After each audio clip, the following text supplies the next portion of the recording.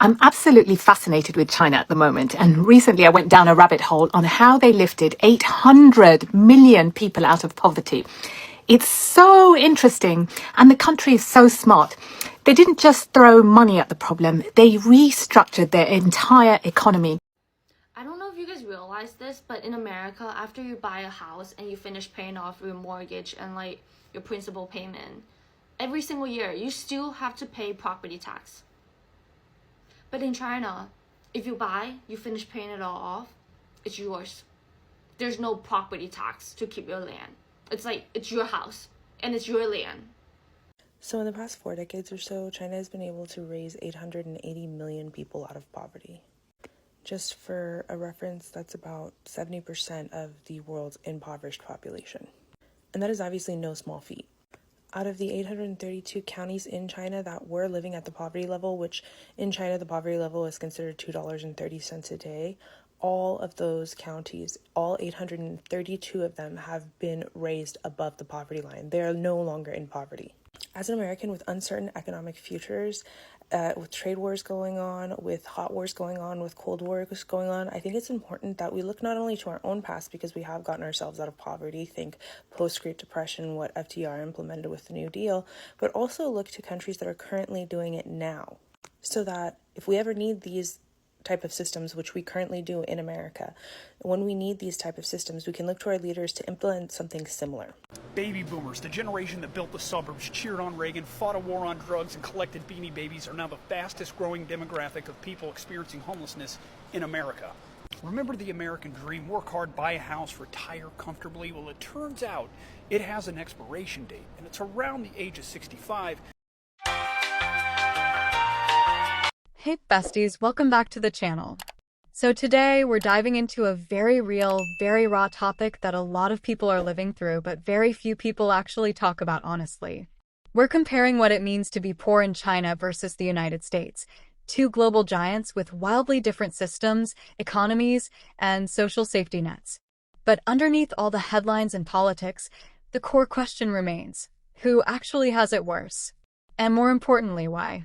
We're in the middle of a global housing crisis. Rent is through the roof, wages are stagnating, and millions of people are just barely surviving paycheck to paycheck. But here's the twist: Chinese factories and state-run systems may have already cracked the code on solving some of these issues, and it makes you wonder, is China just better at this whole governing a modern country thing than America? Grab your snacks, sit back, and get comfy, because this one's going to be deep, uncomfortable, and very eye-opening. Let's break it all down. I'm absolutely fascinated with China at the moment, and recently I went down a rabbit hole on how they lifted 800 million people out of poverty. It's so interesting, and the country is so smart. They didn't just throw money at the problem, they restructured their entire economy. So in 1978, they gave land to families. They let people start their own businesses and opened up zones like Shenzhen for global investment, boom, factory jobs. Then they built roads, schools, hospitals, especially in the poorest rural areas. And recently, under Xi Jinping, they got even more intense. Each household had a custom plan. Actually, officials were assigned to families. They even relocated people from remote mountains to new towns. It worked. Over 800 million people out of poverty. But here's my question: would this work in your country? And why or why not? Let me know in the comments. I don't know if you guys realize this, but in America, after you buy a house and you finish paying off your mortgage and like your principal payment, every single year you still have to pay property tax. But in China, if you buy, you finish paying it all off, it's yours. There's no property tax to keep your land. It's like it's your house and it's your land. But in here we start to pay. So like, I thought that property will be mine, but no, honey, you start to pay for tax. So how am I gonna pay the tax on top of maintaining my personal happiness and go travel and have fun? Can't afford that. Let's start with the basics. What does it mean to be poor in the US versus China? In America, poverty often means you're still technically working, maybe even full-time, but you still can't afford rent, healthcare, or decent food. The poverty line is $15,060 for a single adult in 2024, but most people hovering around that number aren't just unemployed. They're overworked and underpaid. Meanwhile, in China, poverty has historically been more rural and absolute. No running water, no electricity. But that's where the difference starts. China has lifted over 800 million people out of poverty in just 40 years. That's the largest poverty reduction in human history. While America argues about whether student loan forgiveness is fair, China is building massive infrastructure, offering cheap public transport, and housing people in government-subsidized apartments. Of course, it's not perfect. There's still inequality, there's still corruption, but the state seems to be doing something the US refuses to: directly intervene to make life more affordable. So in the past 4 decades or so, China has been able to raise 880 million people out of poverty. Just for a reference, that's about 70% of the world's impoverished population. And that is obviously no small feat. Out of the 832 counties in China that were living at the poverty level, which in China the poverty level is considered $2.30 a day, all of those counties, all 832 of them, have been raised above the poverty line. They are no longer in poverty. As an American with uncertain economic futures, with trade wars going on, with hot wars going on, with cold wars going on, I think it's important that we look not only to our own past, because we have gotten ourselves out of poverty, think post-Great Depression, what FDR implemented with the New Deal, but also look to countries that are currently doing it now, so that if we ever need these type of systems, which we currently do in America, when we need these type of systems, we can look to our leaders to implement something similar. Now, what China did to get 800 million people out of poverty was multifaceted. China realized that poverty and homelessness is a multifaceted issue that requires multifaceted solutions. So it provided many, many solutions simultaneously, and that is the reason they were able to get out of poverty. Now, it's also important to note that China is the industrial hub of the world right now. That is definitely what is also driving their ability to stay above the poverty line and to help their citizens achieve higher economic status, much like the United States was post-World War II. But that is not the only reason that they have raised 800 million people out of poverty. It has a lot to do with highly driven government subsidies. It's first important to note that China poverty was mostly in its rural areas. A lot of how it is here in America as well. A lot of our rural counties tend to be the most impoverished. China realized that very quickly.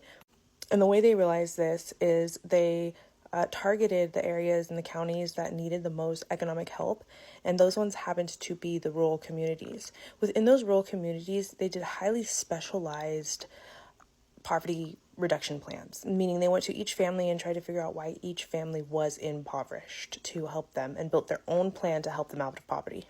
They did this through extensive surveys to assess each individual family's needs, and with this alone, they were able to get about 80 million people out of poverty, just with these specialized plans. Now, that's nothing like here in America. Here in America, we do one-size-fits-all plans. Mostly what we do is mental health, rehab facilities, and short-term housing. We never do long-term housing. We never do permanent housing. We never do housing first either. It's all based on merit system. It's all based on whether you're sober. It's all based on whether you are non-ableist, all of these things, right? So China doesn't do that. China didn't do that. China realized that each individual family has individual reasons for them being impoverished, and they looked into the individual family's needs rather than trying to implement this blanket statement these blanket policies, and when those blanket policies don't work, then blame the people who are in poverty rather than the governmental systems that failed. Now, as stated before, rural communities were the ones who were identified to be the most in poverty. So to combat this, China industrialized rural communities heavily, mostly rural communities that were actually habitable. And this in turn created a whole bunch of millions of infrastructure jobs, and jobs leads to wealth, and wealth leads to getting raised out of poverty. So the industrialized job that they provided these rural communities were alternative jobs to farming, which was the most available and is what most rural communities did. So what they did was they industrialized these rural communities by building roads, by building railway systems, electricity, telecom, water, e-commerce. They also paid farmers to conserve land, or if farmers wanted to, they were able to lease their land out to the government. China, much like America did in creating its national forest system, provided a lot of forestry jobs to farmers who lived in rural areas or lived in forest areas, and allowed farmers to become rangers. The government brought education to rural communities and provided free primary school, as well as 3 years of free vocational school after primary school was finished. They taught many of those in rural communities who did not know how to read in any language how to read. And this helped break the cycle of perpetual poverty that a family would find themselves in, generation after generation after generation, because education is key to success. They also offer subsidized colleges. China does as a whole offer subsidized colleges, not to just rural universities. Most of it is subsidized. You will have to pay a few fees out of pocket. I believe it is around $1,000 a year, American dollars. But you can definitely get a whole bunch of scholarships. China offers so many different scholarships. There's private schools as well that aren't even that much more expensive than their public schools. And there are a lot of scholarship and grant options, as well as offering incentives for people to work in specific fields. So specifically, if you want to become a teacher in China, or if you're incentivized to become a teacher in China, you can get your college fully subsidized for by the government, private or public. And you have to agree to, first you have to agree to become a teacher, but you also have to agree to work in rural communities anywhere from 1 to 5 years. But that helps incentivize people to first get into teaching, but also help bring education to rural communities. For those rural communities that were found uninhabitable, let's say roads could not be built to connect to major metropolitan areas and connect to those rural communities, or electricity just wasn't possible in those communities, which it was very few, I believe like 2%. I want to say from 2 to 10% of rural communities were considered uninhabitable. They relocated those families to areas that just had better economic opportunities. And they subsidized their housing, so they weren't just moved out of their community and left on their own to fend for themselves. China also is a highly subsidized government, meaning they pay for almost everything that you need in order to survive. They have subsidized healthcare, which about 95% of all of Chinese citizens are covered by this healthcare. It is the largest healthcare system in the world. Their healthcare is so interesting. I would like to make my own video on their healthcare system, but we'll get into that later. I'll do that later. They have unemployment insurance for 2 years, so up to 24 months, you can get 70 to 90% of your wages given to you if you are unable to work or find work. A lot of very impoverished communities that were previously impoverished have UBI, what we would call UBI, Universal Basic Income. This is given to about 40 million citizens in China to keep them out of poverty. So this is just direct cash aid, which Americans absolutely hate, but China is it's proof that this works. They also have renovated millions and millions of homes in China. Think of shanty towns. China had, previous to this happening, they had a lot of shanty towns, so the government subsidized housing renovation and building new subsidized housing, governmental housing. They have free school lunches, a lot of job placement opportunities. So if you're anyone at any time who's fallen through the cracks of the system, hard times, you're a newly single mother, kicked out of your home, anything you can think of, China will place you into jobs that are mostly jobs for the government, but they're very well-paying jobs. And the next thing, my favorite, taxes, taxes, taxes. The reason why this government is so highly subsidized is taxes, taxes, taxes. They highly tax billionaires. They have top marginal tax rate of about 45%. If you make over $280,000 a year, you get taxed 45% dollar on the dollar. Now, in my personal opinion, that is not enough, but it also helps incentivize people to still continue to make money. And they also have other systems in place to make up for maybe lack of taxing, people who are ultra rich. But they tax everybody in their country based off of their worldwide income, not just the income made in China. They have abolished the agricultural tax to incentivize farmers to continue to grow and to continue to provide for the Chinese citizens food. They have tax deductions on mortgages. You can even deduct taxes on your rent, as well as any elderly care that is needed for your family. They offer heavy tax breaks to incentivize charity. They have expanded their Social Security. 99% of Chinese people have some sort of pension. But aside from taxes, China also has many incentivization programs that incentivize corporations to give to charity.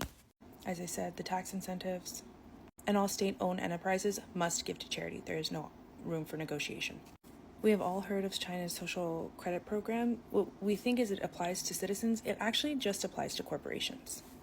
And you get a high social credit rating by these corporations giving to charity and how much they give to charity. And if you have a high social credit rating, then you get loans from the government, you get government contracts.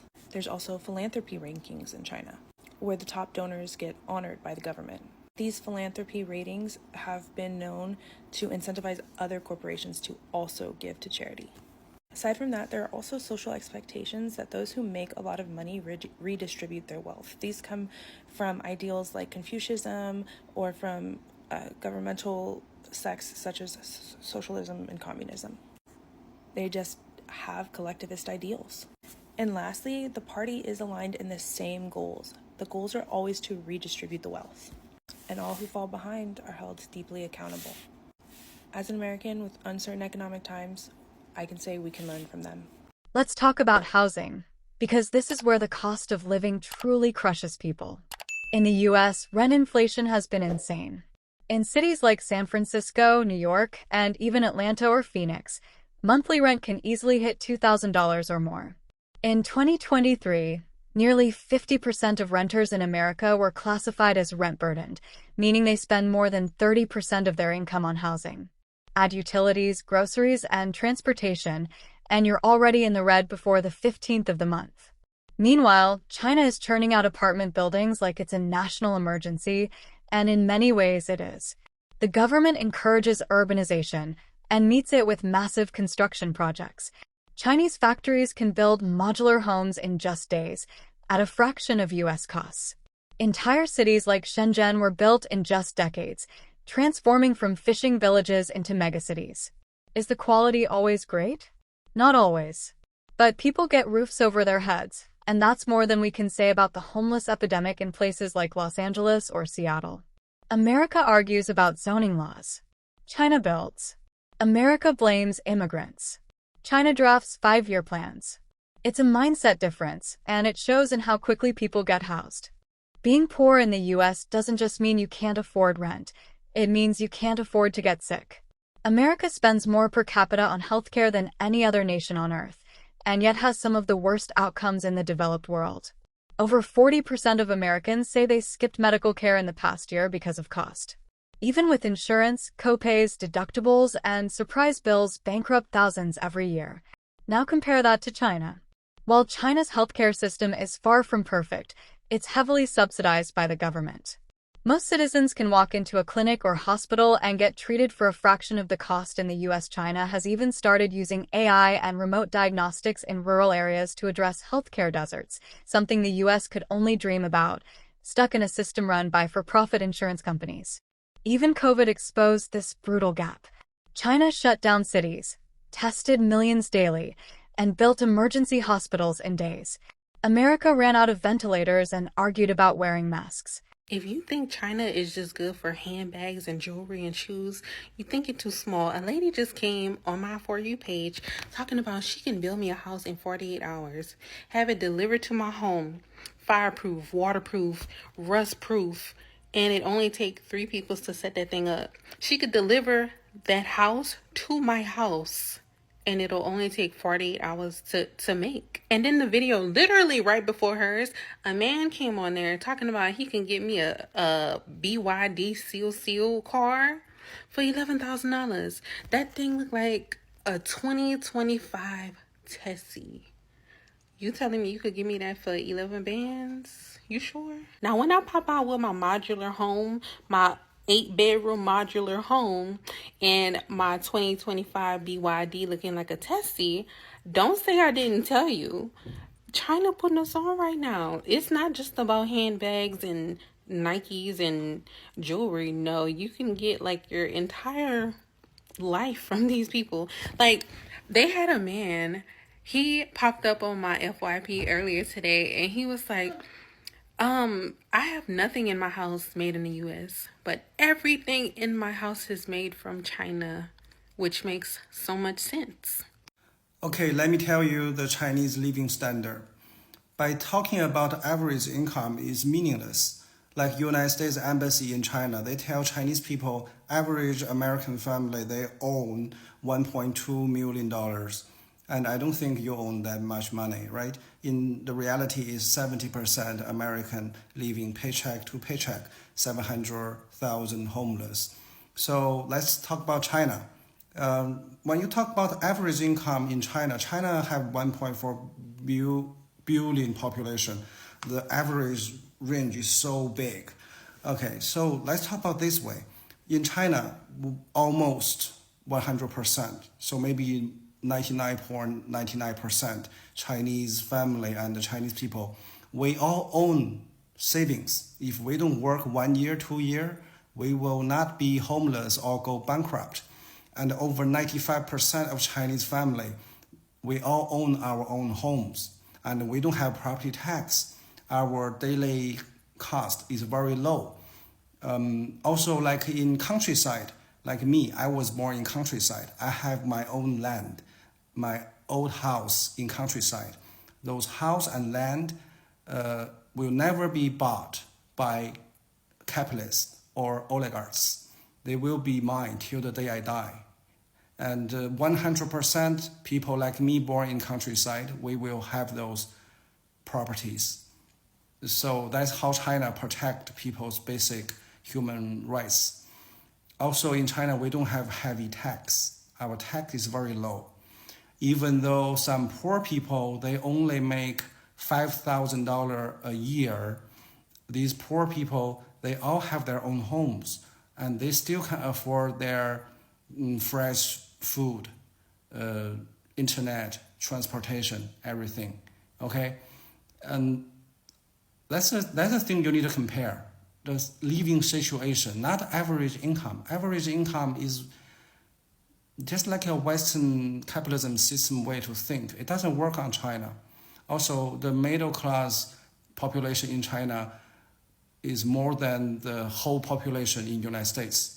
And for the under middle class family like me, my family, our population is almost 3 times of the population of the United States. So I hope this can help you understand the living standard in China look like. And I living in the under middle class standard. Like I show you my neighborhood grocery market. The whole neighborhood, we are all under middle class in China. That's the situation. Okay? I hope this helped. When people think of poverty, they think of jobs, or the lack of them. But here's the catch. In both countries, you can be employed and still poor.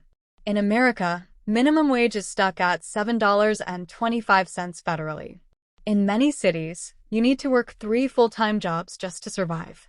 Union power is declining. Gig work dominates. And inflation eats away at every paycheck. China, on the other hand, has used its massive industrial engine to offer employment to millions. Are factory jobs hard? Absolutely. But they pay wages that lift entire families out of poverty.